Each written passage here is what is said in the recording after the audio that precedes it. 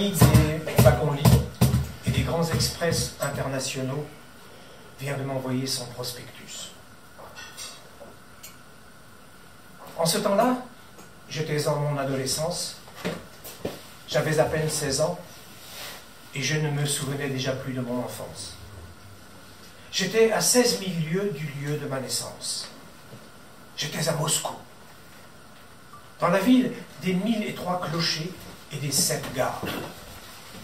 Et je n'avais pas assez des 7 gares et des 1003 tours, car mon adolescence était si ardente et si forte que mon cœur, tour à tour, brûlait comme le temple d'Éphèse ou comme la place rouge de Moscou quand le soleil se couche. Et mes yeux éclairaient des voies anciennes. Et j'étais déjà si mauvais poète que je ne savais pas aller jusqu'au bout. Le Kremlin était comme un immense gâteau tartare, croustille et d'or, avec les grandes amandes des cathédrales toutes blanches et l'or mielleux des cloches. Un vieux moine me lisait la légende de Novgorod. J'avais soif et je déchiffrais des caractères cunéiformes. Puis, tout à coup, les pigeons du Saint-Esprit s'envolaient sur la place. Et mes mains s'envolaient aussi avec des bruissements d'albatros. Et ceci, c'était les dernières réminiscences du dernier jour, du tout dernier voyage et de la mer. Pourtant, j'étais mauvais poète. Je ne savais pas aller jusqu'au bout. J'avais soif. Et toutes les rues, toutes les femmes dans les cafés, j'aurais voulu les boire et les casser. Et toutes les maisons, et toutes les vies, et toutes les vitrines, et toutes les rues, et toutes les roues des fiacres qui tournaient en tourbillon sur les réseaux enchevêtrés, j'aurais voulu les plonger dans une fournaise de glaive. Et j'aurais voulu broyer tous les os, et arracher toutes les langues, et liquéfier tous ces grands corps étranges et nus, sous les vêtements qui m'affolent. Je pressentais la venue du grand Christ rouge de la révolution russe, et le soleil était une mauvaise plaie qui s'ouvrait comme un brasier.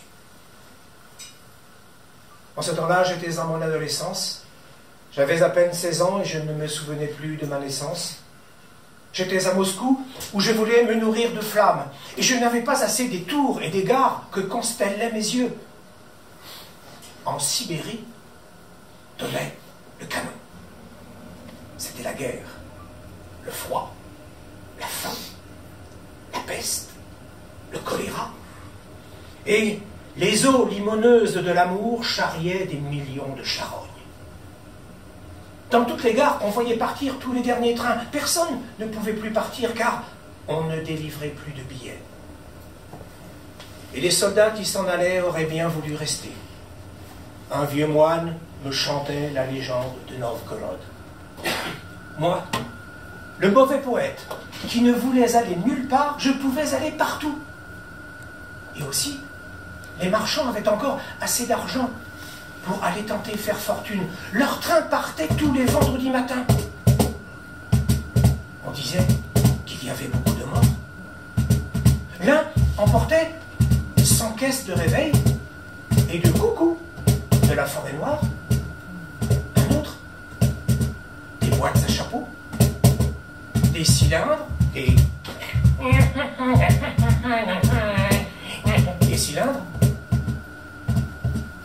un assortiment de tire-bouchons de Sheffield, un autre, des cercueils de Malmö remplis de boîtes de conserve et de sardines à l'huile. Puis, il y avait des femmes,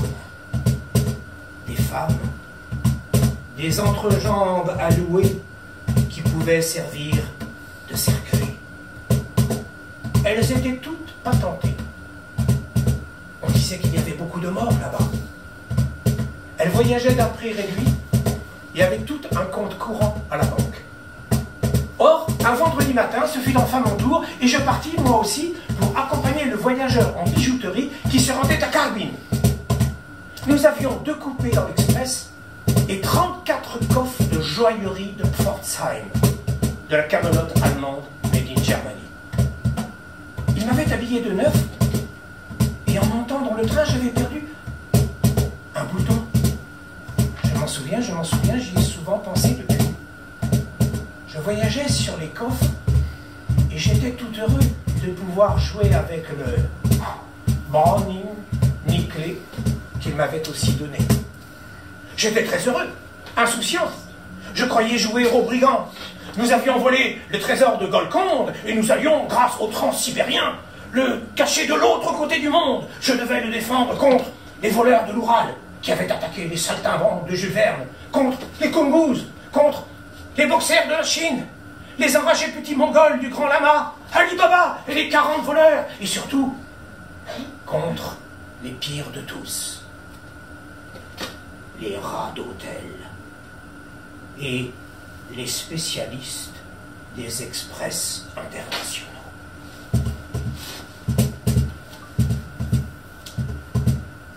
Et pourtant, j'étais triste comme un enfant. Le bruit des roues, la moelle chemin de fer des psychiatres américains, le bruit des portes, des voix, des essieux grinçant sur les rails congelés,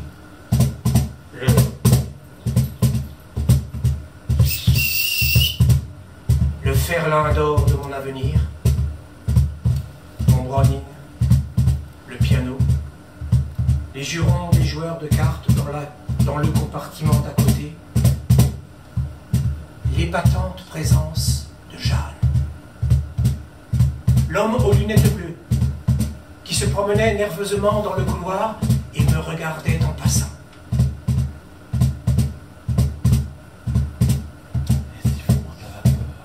Et le sifflement de la vapeur, et le bruit, et le bruit, et le bruit éternel, et le bruit éternel des roues, et le bruit, et le bruit éternel des roues en folie, et le bruit éternel des roues en folie dans les ornières du ciel.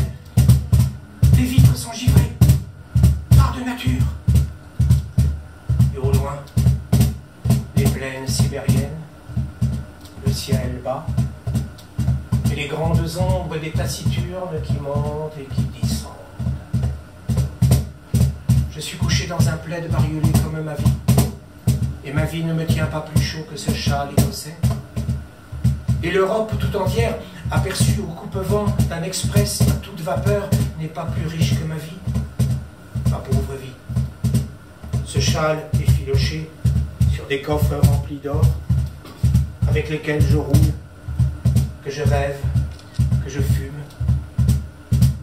Et la seule flamme de l'univers est une pauvre pensée.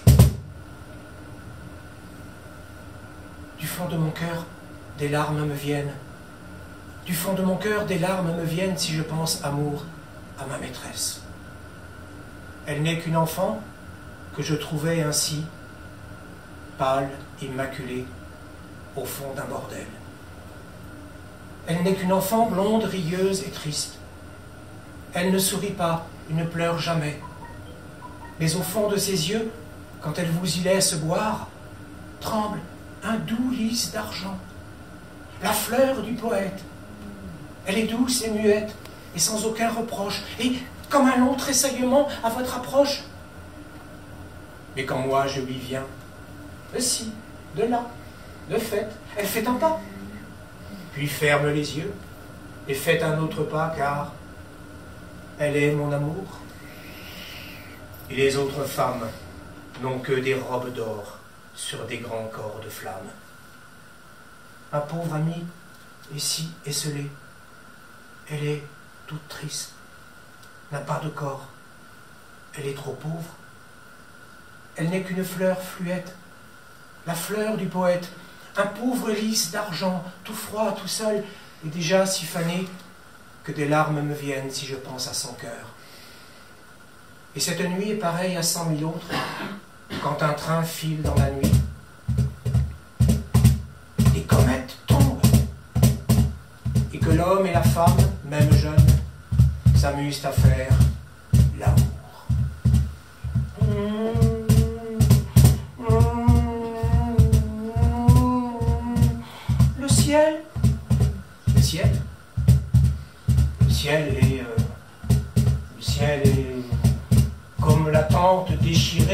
cirque pauvre dans un petit village de pêcheurs en Flandre.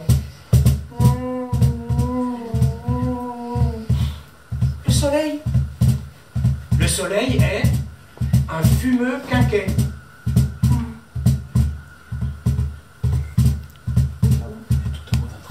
Et tout au haut d'un trapèze. Tout au haut d'un trapèze. Tout au haut d'un trapèze, une femme fait la lune. La clarinette, le piston, une flûte aigre, un mauvais tambour, et voici mon berceau. Mon berceau. Il était toujours près du piano, quand ma mère, comme Madame Bovary, jouait les sonates de Beethoven. J'ai passé mon enfance dans les jardins suspendus de Babylone et l'école buissonnière dans les gares, devant les trains en partance. À présent, j'ai fait courir tous les trains derrière moi. Bâle, Tombouctou. J'ai joué aussi aux courses, à Auteuil et à Longchamp. Paris, New York. Maintenant, j'ai fait courir tous les trains derrière moi. Madrid, Stockholm. Et j'ai perdu tous mes paris. Il n'y a plus que la Patagonie. La Patagonie. La Patagonie. La Patagonie. La Patagonie est un voyage dans les mers du Sud. Je suis en route. J'ai toujours été en route. Je suis en route avec la petite Jeanne de France. Le train. Le train. Le train fait un saut. Le train fait un saut périlleux. Le train fait un saut périlleux et retombe. Le train fait un saut périlleux et retombe sur ses roues. Le train fait un saut périlleux et retombe toujours sur ses roues. Le train retombe sur ses roues. Le train retombe toujours sur toutes ses roues. Dis Blaise. Dis Blaise. Sommes-nous bien loin de Montmartre? Nous le sommes, Jeanne. Tu roules depuis 7 jours. Tu es loin de Montmartre. Loin de la butte qui t'a nourri, du Sacré-Cœur contre lequel tu t'es blotti. Paris a disparu et son énorme flambée. Il n'y a plus que les cendres continues, la pluie qui tombe, la tourbe qui se gonfle, la Sibérie qui tourne, et les lourdes nappes de neige qui remontent. Et le grelot. Le grelot de la folie. Le grelot de la folie qui grelotte. Le grelot de la folie qui grelotte comme un dernier désir dans l'air bleui. Le train palpite au cœur des horizons plombés et ton chagrin ricane. Dis, Blaise, sommes-nous bien loin de Montmartre? Les inquiétudes. Oublie les inquiétudes. Toutes les gares lézardées obliques sur la route. Les fils télégraphiques auxquels elles pendent. Les poteaux grimaçants qui gesticulent et les étranges. Le monde s'étire, s'allonge, se retire comme un accordéon qu'une main sadique tourmente. Dans les déchirures du ciel, les locomotives en furie s'enfuient. Et dans les trous, et dans les trous, et dans les trous les roues, et dans les trous les roues, et dans les trous les roues, les bouches, les voix, dans les trous les roues, et les chiens du malheur qui aboient à nos trousses. Les démons sont déchaînés, ferraille. Choc, rebondissement, tout est un faux accord. Nous sommes un orage sous le crâne d'un sourd. Dis, Blaise, sommes-nous bien loin de Montmartre? Mais oui, tu le sais bien, nous sommes bien loin.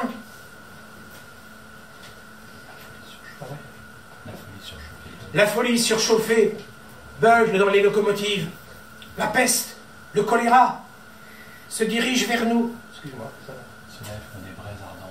Se lèvent comme des braises ardentes sur notre route. Nous disparaissons dans la guerre en plein dans un tunnel. La faim, la putain, se cramponne aux nuages en débandade et fiente des batailles en tas puants de mort. Fais comme elle, la mort, la famine. Fais ton métier. Fais ton métier. Fais ton métier. Fais ton métier. Dis, Blaise, sommes-nous bien loin de Montmartre? Nous le sommes. Nous le sommes, Jeanne. Nous le sommes. Regarde un peu tout ce troupeau galeux. Tomsk, Tcheliabinsk, Kainsk, Obi, Taïchet, Verny, Odinsk, Kurgan, Samara, Pensatouloun, Tomsk, Tcheliabinsk, Kainsk, Obi, Taïchet, Verny, Odinsk, Kurgan, Samara, Pensatouloun, Tomsk, Tcheliabinsk, Kainsk, Obi, Taïchet, Verny, Odinsk, Kurgan, Samara, Pensatouloun. La mort en Mandchourie est notre débarcadère, est notre dernier repère.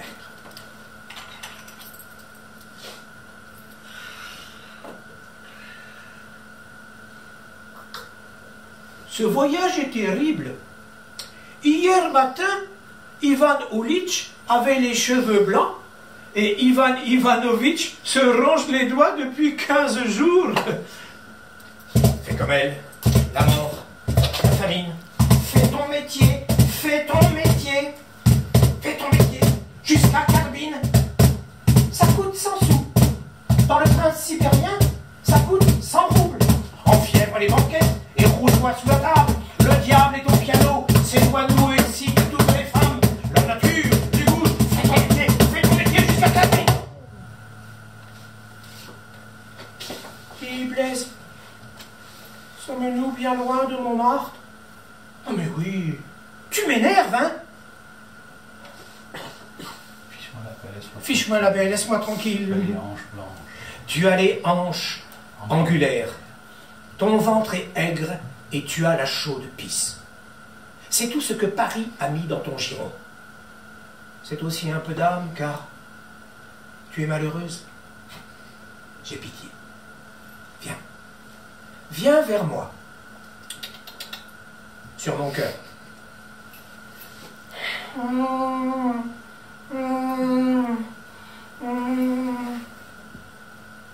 Les roues. Les roues. Les roues sont un moulin à vent d'un pays de cocagne. Les moulins à vent. Les moulins à vent sont les béquilles qu'un mendiant fait tournoyer. Nous sommes les culs de jatte de l'espace. Nous roulons sur nos 4 plaies. On nous a rogné les ailes. Les ailes? Oui, les ailes. Les ailes de nos 7 péchés. Et tous les... Pardon? Oui. Et tous les trains sont des bilboquets du diable. Bilboquets. Bilboquets. Bilboquets. Basse-cour, le monde moderne, la vitesse qui peut mener, le monde moderne. Et au bout du voyage, c'est terrible d'être un homme avec une femme. Dis, Blaise, sommes-nous bien loin de Montmartre? J'ai pitié. Non, j'ai pitié. Viens vers moi.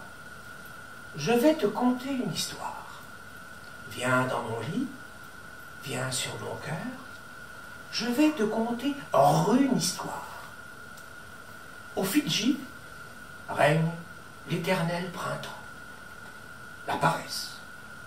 L'amour pâme les couples dans l'herbe haute, et la chaude syphilis rôde sous les bananiers. Viens dans les îles perdues du Pacifique. Elles en ont le Phénix, les Marquises, Bornéo, Java et Célèbre à la forme d'un chat. Nous ne pouvons pas aller au Japon, le Japon. Viens au Mexique. Sur les hauts plateaux, les tulipiers fleurissent. Les lianes, oui, les lianes. Les lianes tentaculaires sont la chevelure du soleil, des couleurs et la palette d'un pinceau d'un peintre, des couleurs étourdissantes comme des gongs. Rousseau y a été. Il y a ébloui sa vie. C'est le pays des oiseaux. L'oiseau du paradis, l'oiseau lyre, le toucan, l'oiseau moqueur, et le colibri niche au cœur des lys noirs. Oh, viens, viens. Nous nous aimerons dans les ruines majestueuses d'un temple aztèque. Tu seras mon idole? Une idole bariolée, enfantine, un peu laide, et bizarrement étrange. Oh, viens, si tu veux, nous irons en aéroplane et nous survolerons le pays des 1000 lacs. Les nuits y sont démesurément longues. L'ancêtre préhistorique aura peur de mon moteur, j'atterrirai. Et je construirai un hangar avec des os fossiles de mammouth. Le feu primitif réchauffera notre pauvre amour. Samovar. Et nous nous aimerons bien bourgeoisement auprès du pauvre. Jeanne, Jeannette, Ninette, Nini, Ninon, Nichon, Mimi, Amour, Ma, Babouboule, Mon Pierrot, Tado, Dondon, Carotte, Ma crotte, Chérie, Chérie, Chérie, petit cœur, petite chèvre, cocotte, cocotte, mon petit péché mignon, mon concon, ma coucou. Elle dort. Elle dort. Et toutes les heures du monde, elle n'en a pas gobé une seule. Tous les visages entrevus dans les gares, tous les trains, toutes les horloges, l'heure de Paris, l'heure de Berlin, l'heure de Saint-Pétersbourg, l'heure de toutes les gares, et à Oufa, le visage ensanglanté du canonnier,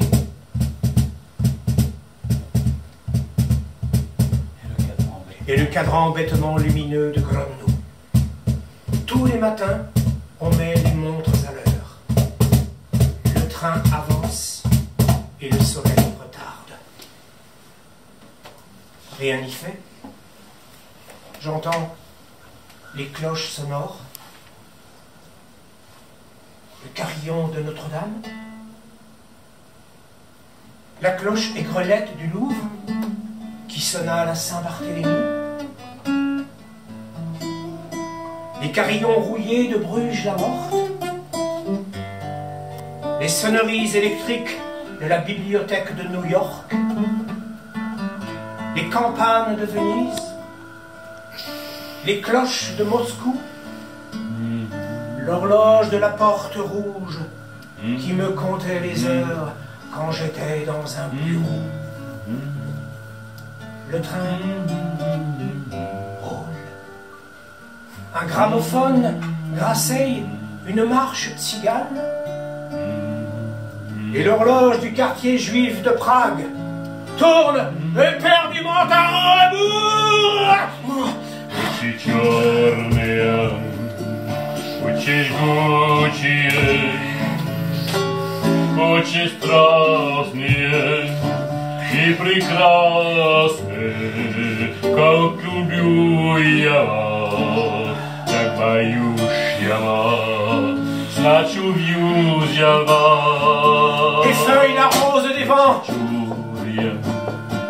Очень жгучие, tous les trains se bousculent. Il y a des trains qui ne se rencontrent jamais. D'autres se perdent en route. Les chefs de gare jouent aux échecs. Tric-trac, billard, carambole, parabole. La voie ferrée est une nouvelle géométrie.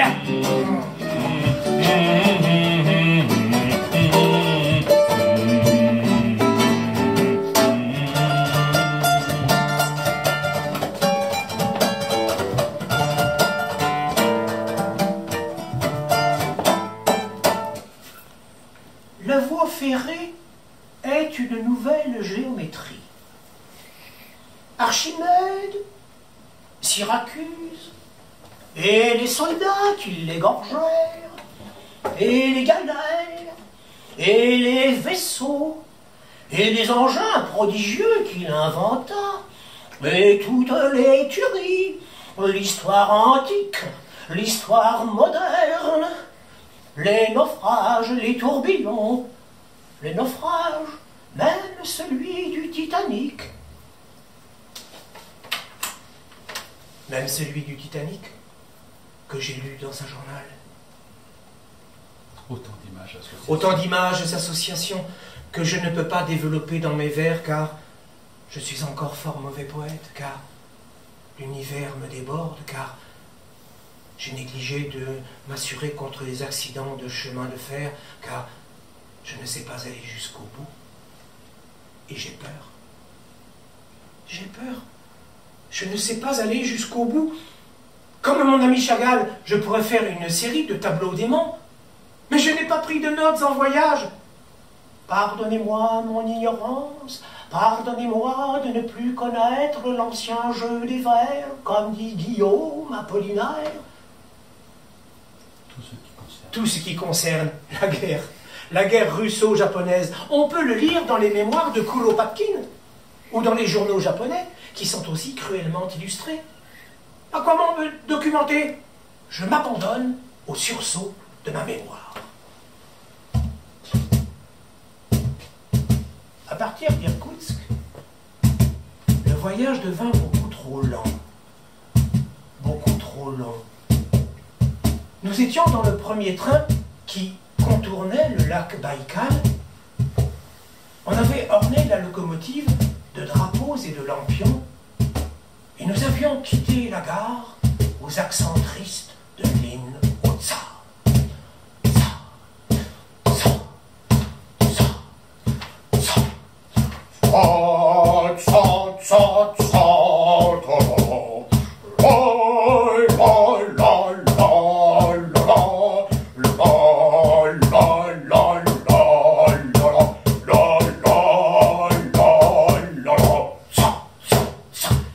Si j'étais peintre, je crois que je déverserais beaucoup de rouge, beaucoup de jaune sur la fin de mon voyage, car je crois bien que nous étions tous un peu fous et qu'un délire immense ensanglantait les faces énervées de mes compagnons de voyage. Comme nous approchions de la Mongolie, qui ronflait comme un incendie, le train avait ralenti son allure, et je percevais dans le grincement perpétuel des roues les accents fous et les sanglots d'une éternelle liturgie.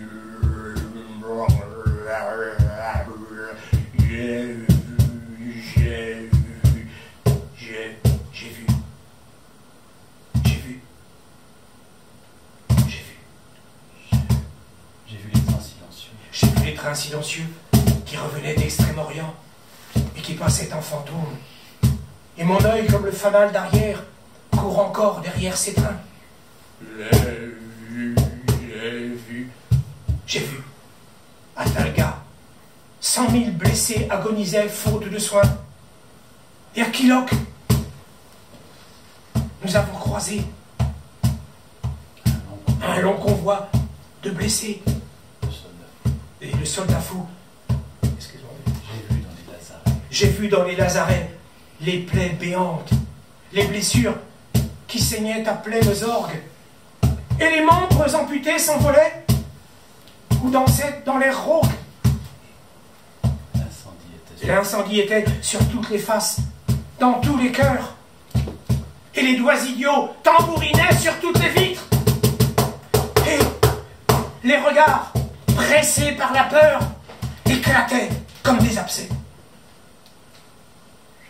J'ai vu aussi les trains silencieux, les trains de 60 locomotives qui s'enfuyaient à toute vapeur pour pourchassés par les horizons en rut. Et j'ai vu aussi des bandes de corbeaux noirs qui s'envolaient désespérément après dans la direction de Port Arthur.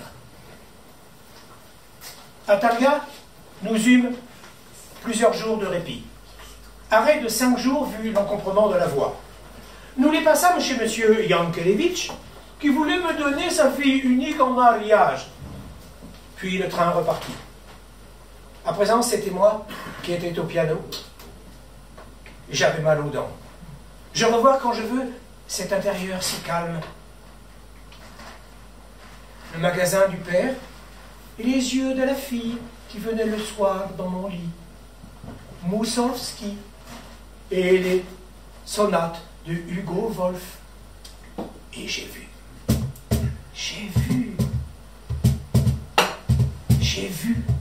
les sables du Gobi. Et à Kailar, une caravane de chameaux blancs. Je crois bien que j'étais sous depuis plus de 500 km, mais j'étais au piano, et c'est tout ce que je vis. Quand on voyage, on devrait fermer les yeux, dormir. J'aurais tant voulu dormir. Je reconnais tous les pays à leur odeur, et je reconnais tous les trains au bruit qu'ils font. Les trains d'Europe sont à 4 ans. Les trains d'Europe sont à 4 ans. Les trains d'Europe sont à 4 ans. Tandis que ceux d'Asie sont à 5 ou 7 ans. Tandis que ceux d'Asie sont à 5 ou 7 ans. Tandis que ceux d'Asie sont à 5 ou 7 ans. Les trains d'Europe sont à 4 ans. Tandis que ceux d'Asie sont à 5 ou 7 ans. Les trains d'Europe sont à 4 ans. Tandis que ceux d'Asie sont à 5 ou 7 ans. Les trains d'Europe sont à 4 ans. Tandis que ceux d'Asie sont à 5 ou 7 ans. Les trains d'Europe sont à 4 ans. Tandis que ceux d'Asie sont à 5 ou 7 ans. Et il y a des trains qui circulent D'autres vont en sourdine, sont des berceuses. Et il y en a qui, dans le bruit monotone des roues, boum, boum, boum, boum, me rappellent la prose lourde de Maeterlinck. J'ai déchiffré les textes confus des roues et j'ai rassemblé les éléments épars d'une violente beauté que je possède et qui me force. Tsitsika, Karbin, je ne vais pas plus loin. Je descendais et débarquais à Karbin comme on venait de mettre le feu au bureau de la Croix-Rouge.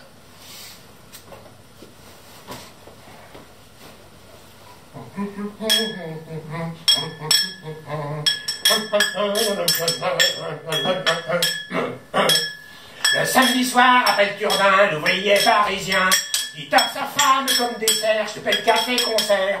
On va filer bras dessus, bras dessous, aux galeries à 20 sous. Mais vite une robe, faut te dépêcher pour être bien placé. Car il faut, mon coco, entendre tous les cabots. Ah, viens popoule, viens. Quand j'entends des chansons, ça me rend tout polisson. Ah, viens popoule, viens. Ne te mets pas en émoi. Souviens-toi, c'est comme ça que je suis devenu papa. Oh, Paris, grand foyer chaleureux, avec les maisons immenses et les tisons de tes rues, et les maisons qui se chauffent au-dessus. Et voici des affiches, du rouge, du vert, multicolores comme du jaune. Bref, mon passé, jaune, comme la couleur des romans de France à l'étranger. J'aime me frotter dans les grandes villes aux autobus en marche. Ceux de la ligne Saint-Germain-Montmartre m'emportent à l'assaut de la butte. Avec sa femme, un brave agent, le soir rentrait gaiement. Quand tout à coup, jugez un peu, on entend des coups de feu. C'était messieurs les bons apaches qui donnaient du ganache et s'envoyaient quelques pruneaux et donnaient du couteau. Brave agent, indulgent, dit à sa femme tranquillement: ah, viens popoule, viens. Pourquoi les déranger? Ça pourrait les fâcher. Ah, viens popoule, viens. Ne te mets pas en émoi, ils se tueront bien sans moi. Oh, Paris. Gare centrale, débarcadère des volontés, carrefour des inquiétudes. Seuls les marchands de couleurs ont encore un peu de lumière sur leurs portes. J'ai des amis qui m'entourent comme des garde-fous. Ils ont peur, quand je pars, que je ne revienne plus. Toutes les femmes que j'ai rencontrées se dressent aux horizons avec les regards piteux des sémaphores sous la pluie. Bella, Agnès, Catherine, la mère de mon fils en Italie, la mère de mon amour en Amérique.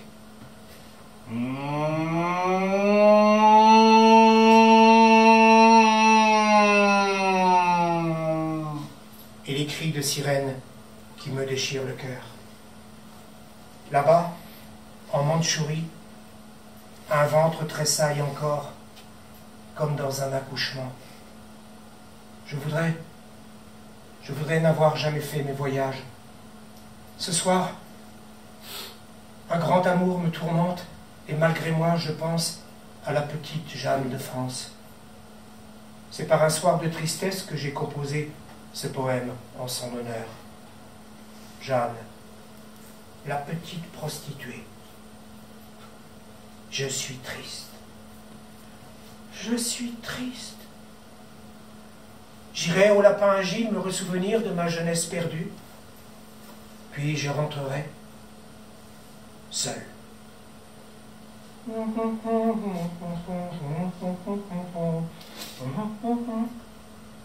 Paris. Ville de la tour unique, du grand gibet et de la roue.